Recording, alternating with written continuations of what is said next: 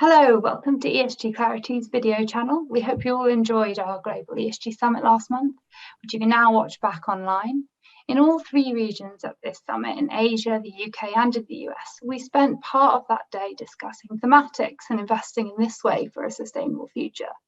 So today, to keep this conversation going, joining me, ESG Clarity's Global Deputy Editor Natasha Turner, is Rene Reyna, Head of Thematic and Specialty Product Strategy at Invesco. So it's great to have you with us today.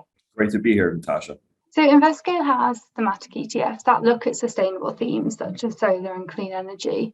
So what do you think are the benefits, but also some of the drawbacks of thematic investing when it comes to sustainability?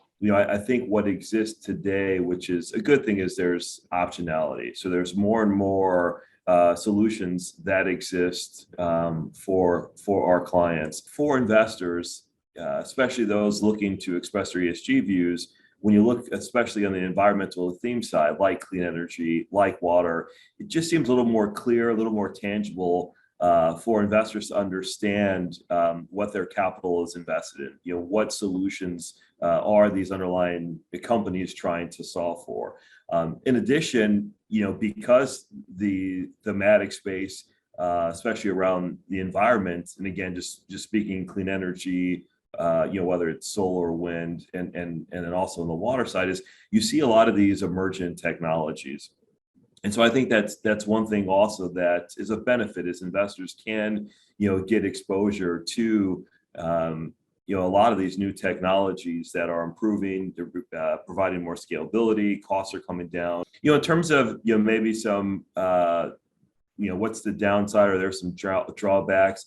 I mentioned emergent technology, there's some exposure, and, in some cases, these tend to be more smaller companies that are, have not quite achieved that scalability. And so there could be some volatility. And I think that's one thing we have seen, especially in the clean energy space, maybe a little more pronounced when you have some of these smaller companies, especially within some of these underlying baskets and indexes that exist. And so that's maybe one component. I think, data can continue to get better. So I think more supply chains for investors, especially with an ESG tilt, looking to understand supply chain sources. I think the data can and will get better. And so that's maybe one thing to consider. Great. So yeah, and that point about kind of really make that link with investors' values is a point we hear a lot as well. But even if that, with that being the case, our audience as advisors, their clients might be quite worried at the moment, and we've been having a lot of conversations since January really about the performance of sustainable thematics this year, clearly due to what's been going on in the world.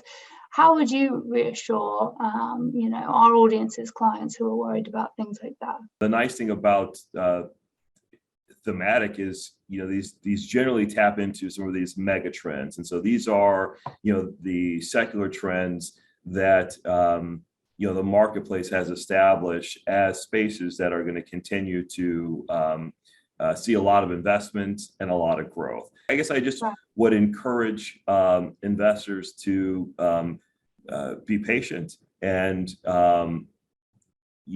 especially on the topic of inflation. I mentioned some of these smaller companies, scalability will eventually improve. We've seen costs come down dramatically over time. And so, I always think of an example of a holding plug, which is in one of our portfolios. They grew substantially, over the last few years, from around 43 million to 10 billion in market cap. And so, this sort of startup phase or these challenges you see in some of these emergent technologies isn't forever. And, again, I think the near term is going to be some pressure, but if you play the long game and recognize the secular trends that are in front of us, this should be a good space to consider in a portfolio. Brilliant. Well, thanks so much. That's very interesting. Thanks for talking with us today. Great. Thank you.